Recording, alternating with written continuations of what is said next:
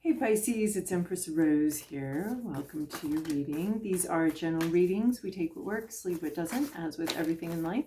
And if I don't catch your wavelength or storyline here, or even if I do, go check out the major placements.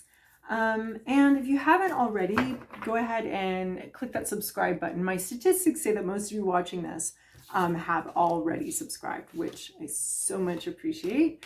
But if you haven't, please do so, because it does help other people find the channel too. So let's see what we have. Oh my gosh, this Aquarius card is coming up all of the time. Oh man, lots of full moons here. 3 full moons. Oh, okay. Huh. Okay. I just like this reading already. What can I say? Okay, well, let's start with the nothing is yet set in stone, mutable moon. So outcome, not clear. If you're looking at what kind of relationship this is going to be, nobody knows yet. We'll know when we get there, right? If you're looking at like what kind of job you're going to end up with, or even lower key things, we don't know. We don't know where this is going. Nobody knows where it's going. We're just on this path, on this journey. There's a lot of topsy-turvy energy here. There's a lot of unsettled energy. We don't know where it's going to settle out. Things are going to be shifting. Maybe the schedule's shifting. Maybe the expectations are shifting. Things are shifting all over the place. The situation is very unstable. You're invited to visualize the outcome that you want, and to push a little towards that outcome that you want. But as far as like, is there a known outcome? No, there's no known outcome right now. This is what everybody comes to tarot for. There's no known outcome, you can't know. So it's an invitation to visualize though, and to get clear on what you want. Let's look at these full moons now. We have a full moon in Taurus, full moon in Aquarius, and full moon in Leo. So full moon in Leo, don't let pride get in your way. Like, you might have to eat a little crow this week. Don't let pride get in the way. Don't be too proud to ask for help. Don't be too proud to reach out. Don't let pride get in the way. Pride. So this is saying that you might be feeling a little too proud to ask for help, a little too proud, a resistance to vulnerability. And this may be a case where vulnerability could actually be very useful to you, very helpful to you, and actually help you achieve what you want. And also, don't be too proud to at least state to yourself and visualize to yourself what you want out of the situation. Maybe you're a little embarrassed about wanting that. Maybe you're a little embarrassed or ashamed of what you actually want. But this is saying, don't let whatever embarrassment or ego or self-definition. Ego's fine, right? We need that. It's an integral part of a complete human being. But don't let your self-definition, ideas about yourself, prevent you from becoming who you could be, from receiving or giving something that is part of your path here, that is necessary to the situation, to you getting what you want out of the situation. Full moon in Aquarius, show the world the real you. Honest conversation. Aquarius is our conversation card, and we're talking about real feelings, sharing your real feelings. So do not be too proud to share these real feelings. Do not be too proud to be vulnerable, because sharing our real feelings is very vulnerable. It's very vulnerable. So showing the world the real you. So allowing yourself, revealing something about yourself to somebody else. Don't be too proud to do that. Full moon in Taurus, your dreams need a practical plan. So how's this going to unfold? What's going to happen here? You need a practical plan. This is like the daydreaming aspect of this is over. And we've dreamed enough, we've visualized enough, and once the visualizing is done, now what? Now what are you going to do? How are you actually, what's your next step here? So getting organized, planning something out. This is also a warning against any laziness or get-rich-quick schemes. This is not going to be a quick process. This is a step-by-step process. And if the process goes slow, this situation, it's a little stronger. So, so let it walk, don't run. Be the tortoise, not the hare. Slow and steady wins this race. So showing the world the real you, but being very practical about it too. Council of Light, Divine Orchestration, Helpers in the Subtler Realms. I love this. Aquarius just got this card. There's divine orchestration here. There's a timing issue. So we don't need to rush because the timing's already taken care of for us. There's divine orchestration, helpers in the subtler realms. So I think this invitation to visualize what you want and to get clear on what you want out of a situation, for some reason, this relates to these helpers in the subtler realms. They'll be able to help you more if you know what you want, right? It's like going to a restaurant and the waiter is like, can I take your order? And you're like, I don't know what I want. Well, it's a lot easier for them to take your order if you do know what you want than if you don't know what you want, right? So that's a little bit of the feeling I'm getting there. The Age of Light, you've been training for this for lifetimes. So this is something that's occurred to you before. You maybe have rehearsed something, tried something out before. Again, this feels like a date with destiny, especially with this divine orchestration. You're ready, you're prepared. And be prepared, I guess this is also saying. With this full moon in Taurus, I'm also getting a be prepared. And by that, I always hear this like, get ready, get prepared, big things coming. How? Unless I know what the big thing is, how am I supposed to be ready and prepared? I'm being ready and prepared. I don't know what that means. I wish people would stop saying it. But here I am saying it. So be practical. It's apparently a practical preparation. You need to prepare in some sort of practical way for something. Prepare. Your dreams need a practical plan. You've been training for this for lifetimes. So those two things seem very related to me. Rehearsals. Practically preparing for something.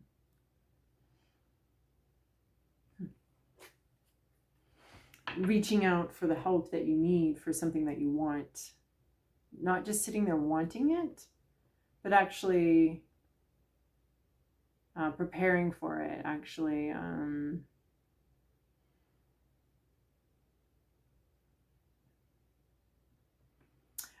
I was in middle school, I was on the basketball team. I'm a little tall. So I was on the basketball team and a little tall, not really tall, but a little tall. And they would say, you just have to want it bad enough. So I would sit there at the free throw line and just like really want to make that free throw. And then I would miss and I would be like, I don't understand. I wanted it. I wanted it really bad. And that's all they would say was, you just have to want it bad enough. And I would sit there and want really badly to make this throw. But it took me a while to figure out that what they really meant was, and let my stupidity be a guide for you, okay? What they really meant was you have to want it bad enough to practice. So practice, to put the work in, to rehearse, to practice, to have the practical plan. You can't just want. You have to want it bad enough to do something about it and back up those desires with some actual work. So it took me a while to figure that out. Which is embarrassing now, my gosh. Seems so obvious, but I was just taking it very literally. You have to want it bad enough, okay? I keep wanting it. Apparently it's not bad enough. Past, present, inner landscape, what's at issue, your environment, to-do list, possible outcome, Pisces. Okay. Let's see here. Oh, this Knight of Swords showing up again. Showed up in Sagittarius. All right, 5 of Cups. You've had some sort of grief process. Something was lost, and you've been very focused on what's been lost. Sometimes it's time that's been lost, but it could be other things. You've had a loss, you've gone through a grief process. Sometimes this can be focusing on the grief process. You may not even have been aware of how much support you had through this process, but you have been supported through this process, through this grief. And sometimes this shows up as having been overly focused on it, but I do feel that focusing on grief for a period of time is actually very healthy. It helps prevent subliminating it or internalizing it or somatizing it into our bodies to create disease and illness. It's not the only thing that creates disease and illness, but somatizing can be can create a lot of physical pain as well as emotional pain. That emotional pain needs some place to go, especially if we refuse to process it, and it just goes right into our muscles and our bodies. Because emotions are such a physical bodily thing that flows through us, right? So there's some sort of grief process, some sort of sadness here in this Five of Cups, losses and grief, and a focus of that, focusing on that for a time, and no one can tell you what that time is. So it's a process, and it's a very personal process. So and it's good to assess that, what our losses are, it's part of regrouping is to assess the damage, right? I'm seeing some sort of Star Trek thing where we, report, what do they say? Like, I don't know, damage report or something like that. And then we assess the damage and we look at it, and because it doesn't do to just like pretend there's been no damage. And like, yes, well, we're just going to continue on our spaceship through space. Never mind if there's a breach in the hull, we'll all die within a matter of seconds. But, let's just ignore that and keep going. I love this card because it is like no, assess the damage. As if you've taken hits, look at what's happened. Look at where the damage is. So yeah, some assessment of the damage, some grief, some sorrow. Okay. In your current situation, strength. Something is taking all of your strength, maybe even to be able to turn the narrative around. Maybe the damage has been so great that you're realizing that it's going to be all hands on deck for a while here, that this has been quite a blow, and we've got to do some, it's going to take all of our strength to repair. This is also a refusal to give up. You're refusing to give up on something. You're refusing to, just ignore the whole breaches and allow everybody to die in the next 3 seconds. We've got the alarms blaring, and we're going to stick with something. So there's a refusal to give up, a desire to give up, an exhaustion possibly, but you're not giving up. You're not giving up on this. It's just, and it's taking all of your strength, all of your power. You're not just going to roll over. You're not just going to let someone else dictate or some situation dictate to you how your life is going to go. You might be standing up for yourself, or you might just be sticking with something, right? Sticking with something, even though it's very difficult and it's extremely challenging right now and it's causing some grief, you're sticking with it. In your hopes, your fears, your inner landscape, Nine of Wands. Continuing despite having taken some hits. I love seeing Nine of Wands here. This is exactly what I was talking about. It pretty much summarizes these first two cards. Five of Cups, we've taken some hints. We've got some grief process going on. Strength, we're going to continue on anyway. We keep going. Even though we're exhausted, we're tired, we want to give up. We wish we had been discharged from the army. We'd like to get in our escape pod and just move on out of here. But here we are. We're still fighting this battle. We're still fighting this war. We're still in it, if not to win it, to at least survive it. So, so this is, you might be just worried, like, how long am I going to have to stand my ground? Or how long am I going to have to stick with something with no rewards, with just pain and suffering? That's all I'm getting from my troubles here. This is not worth the trouble right now. And so that could be what's going on in your mind. What's frustrating you is maybe you can't quit something. Maybe you just can't quit something and you keep taking hits, and you're the captain of the ship. You can't abandon the ship. So you're going to just keep taking the hits. You could be worried about how much longer do I go on here? You could be not wanting to keep fighting. You could be wanting to not have to be strong, to quit something. And yet you can't, and yet you keep going.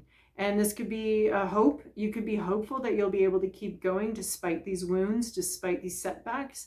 Or you could be afraid of like having to keep going, that the situation just goes on forever. And at no point do you get to quit. Do you get discharged from the situation? It just goes on forever, and that never end. And you're wounded, and yet the battle continues. There's something about something feeling like it's never going to end, something feeling like it's just forever here. And no matter how wounded you are, no matter how beaten up you are, no matter how much grief the situation causes you, you're still there. You're still never going to be discharged from this army. This war is never going to end. This battle is never going to end. And you're never going to get to go home and actually relax. What's at issue here? The Emperor, lack of control over the situation. So there could be a horrible boss here, an abusive boss. The Emperor in reverse can be extremely manipulative, extremely difficult. This is a very powerful person. In the reverse, the Emperor could refer to two things. A very powerful person who's very destructive, enjoys their power, lords it over you, is abusive with their power. It's the Emperor in reverse, the Emperor gone wrong. Someone with that amount of power in a situation, this is very bad. They could be immoral, they could be abusive. There could be somebody in power over you that is destructive and intent on destroying you. This could be a terrible drill sergeant. You're in the army and you're not going to get discharged, and yet still you've got this terrible sergeant. All of your wounds are friendly fire. It's like the enemy. What enemy? The enemy is within these ranks here. Could be that, but also the Emperor in reverse could also refer to powerlessness. Powerless, like on the one hand, this is requiring all of your strength and you can't quit. On the other hand, it's like you can't quit. It's like you're powerless to get out of the situation. You're powerless to quit the situation, and you have to keep going even though it wounds you, even though there's grief here and there's sorrow here. There's a sense of powerlessness, and that you don't have, the ball is not in your court, it's in somebody else's court, and you don't have much to do here. You don't have much say. You don't have much power in the situation, and yet it goes on, and you're wondering how much longer it's going to go on. It seems to be going on for an eternity, and this lack of power, this lack of say, this lack of ability to create what you want. It's like nothing is yet set in stone. It's relating to that somehow. Nothing is yet set in stone. You have no control over the outcome. You can visualize the outcome all you want, but you don't really have any actual power here. And then in your environment, you have 3 of Cups. So there's a party, getting together with friends, relating to people. You at least have people to talk to here about the situation, maybe. Or maybe not. Maybe you don't want to talk to them. Maybe you just want to get distracted with some music and some wine. And so there's some pleasant distractions here. Friends, friends hanging out, sharing with some people. You've got people around you that can share could share the burden with you if you wanted to.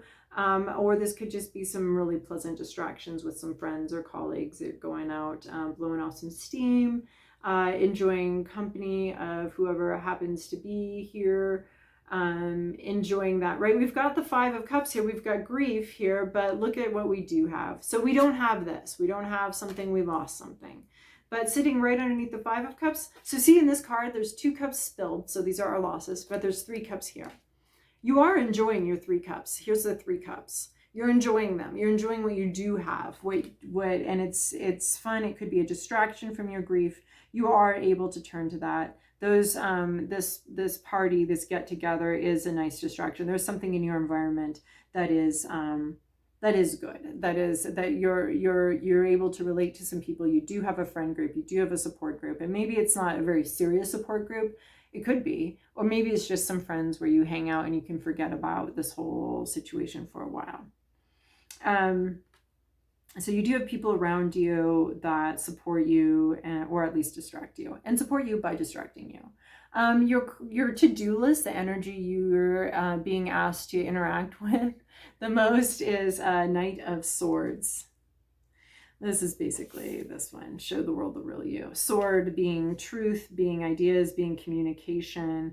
Knight being also communication. So bringing in your truth and dealing with some sort of issue, some sort of menacing issue by speaking truth to power. This dragon here, he's speaking this truth. This could come in very suddenly, very very suddenly, but you know what you want to say. I want to say, you know what you want to say already.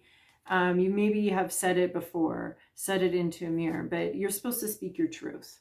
Is it pleasant truth? No. Does this scene look like a picnic? No. We've got our picnic right here. We have the picnic going on in some part of our life, right? Something else is a picnic. This is not a picnic. Maybe it was to the dragon, thought it was a picnic, but you're coming in with some sort of truth. This could be boundary setting. This could be just expressing your truth, right? Show the world the real you, this sword of truth and this knight of communication. So taking some sort of true, honest steps. There's something about honesty here. There's something about taking a risk, not being too proud to be honest, and speaking your truth to maybe even lay this situation to rest here. That's been bothersome and difficult, but coming in, clearing some things up with some truth. So speaking your truth, fun, love it. Speaking your truth to a dragon sounds great, right? This dragon could really be this reverse emperor, if that's what we're dealing with, some sort of powerful jerk. Here you are, you're gonna, at least, you may not permanently slay the dragon, but you could keep the dragon out of your territory here. But speaking truth to power here. And then possible outcome, the Hermit card. You could end up single after this,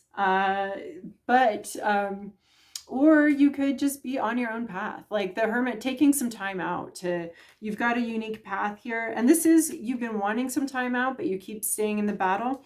This Hermit here is the time out, taking time away from other people. Yeah, maybe even this friend group here. You could be maybe even at a party or a gathering and having to stand up for yourself or speak your truth somehow there, and then you're out.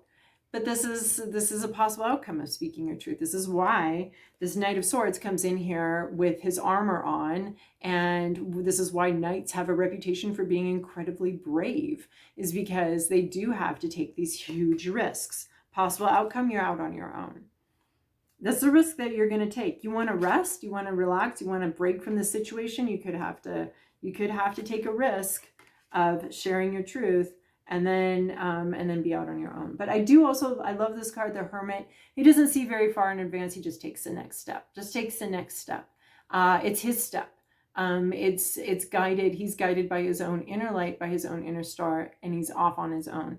And it's his next step. He doesn't see far into the future. He doesn't have a big grand plan, but he's actually got a next step, right? This is, your dreams need a practical plan, but with this card here, I'm seeing you may need to take some practical next steps, getting organized, planning something out. I'm not seeing, right? Nothing is yet set in stone. So this is just a possibility and a risk that you're going to have to take. And you may see the next step, and you may just have to focus on what you want next, and just being very focused on that inward focus on what you need, what you want, and just next steps. And a willingness to do that alone, not necessarily polling your friends for what to do next, but knowing that each path is an individual. We're all on our own unique paths here. And where does your unique path lead you next? And just being very focused on that. And you may need to take some time out, some time away from other influences and other people in order to do that. So I hope, Pisces, that was helpful for you. Thank you so much for your likes, subscribes, and comments. And I'll see you guys in a fortnight.